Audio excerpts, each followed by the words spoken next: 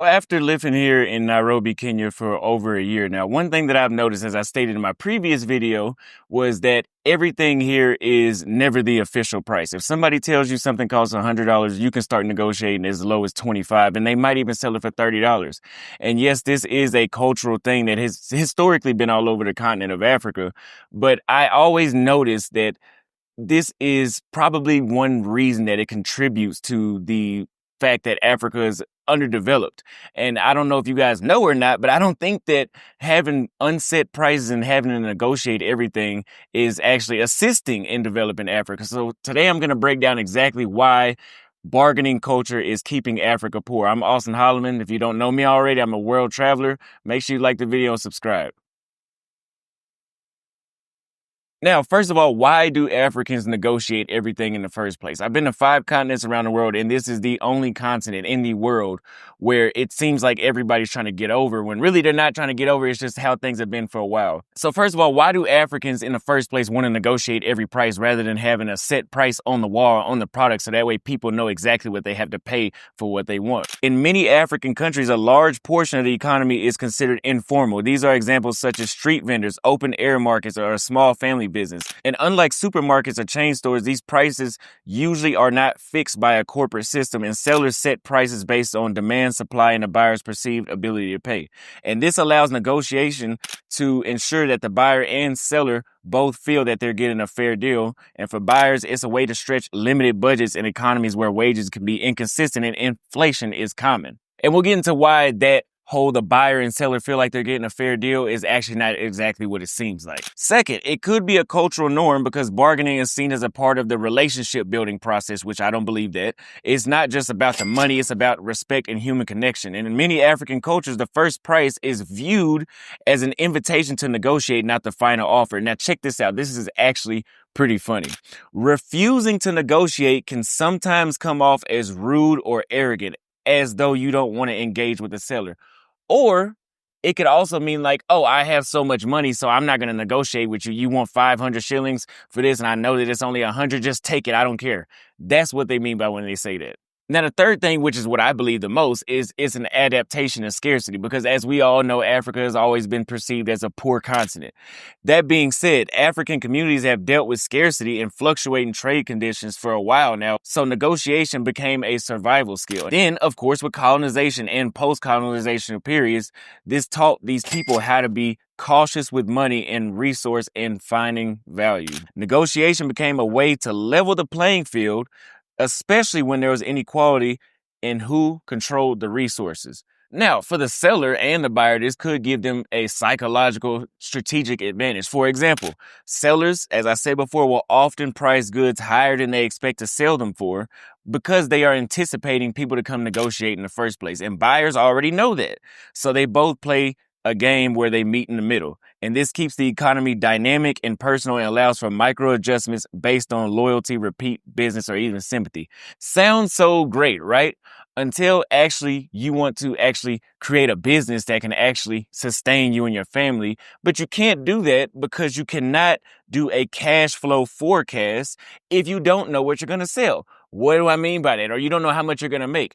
If I am selling a product here in Kenya or some other African country, and I see 10 people, and let's say I make 20,000 shillings that day.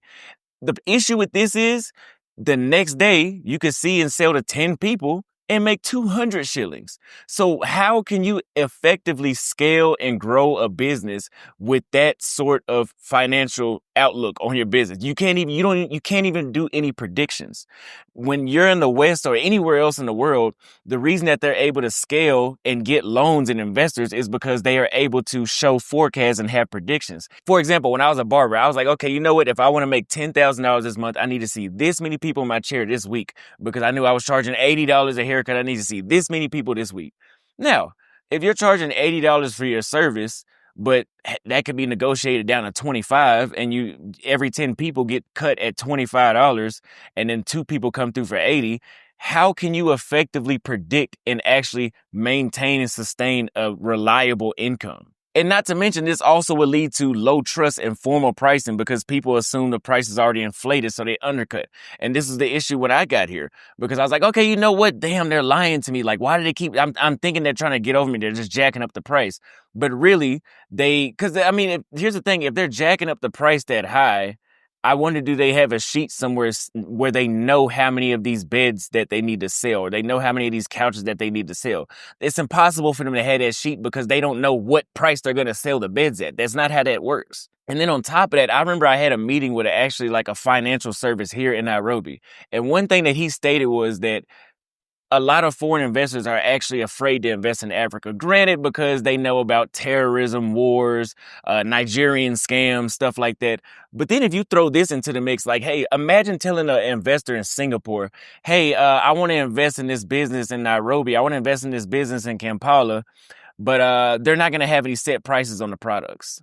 Who the hell is going to give you a loan with that statement being out there? Yeah, it's culturally acceptable. Yeah, even if we do set prices on the products at $500 per bed frame, they might sell one at $125. No wonder they don't want to invest in a small business because, I mean, there's no set prices. And then on top of that, as I stated before, it's viewed as the buyer and seller both get something that they can both agree with. But in my opinion, the only person that's winning in a negotiation is the buyer, not the seller. Because you know you would like to sell this product or service at $500, but then you have somebody that comes along and they're basically giving you the bottom of the barrel price and they talk you all the way down to $100.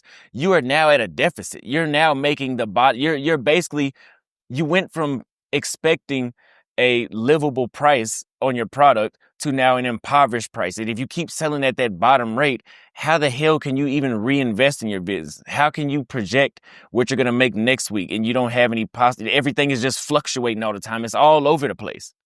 That's not how businesses grow, is by having all these random patterns that are just, and they're intentionally random. I know in business, there's ups and downs. Even my YouTube channel, you see my views go up for a while and then they'll go down for a while. That's just natural. Everything in life works like that. But I'm not intentionally causing that to happen. By negotiating, it's intentionally causing those sort of things to happen. How can you set someone's salary or plan for inventory when the price of everything is negotiable and fluctuating? Correct me if I'm wrong in the comments. And no, let me make sure this clear for the people that think that I was sent to Nairobi by the CIA. I'm going to tell you guys again, they do not hire black folks to do that. If for what y'all are trying to accuse me of doing, it would be somebody white. They don't send native-born black Americans to African countries to cause destruction. I would love for you guys to come up with an example of that. I've had people in my DMs try to tell me they haven't shown me one person that was actually true with. I'm not trying to change the culture in Africa. I'm just giving my opinion and my commentary on what I see.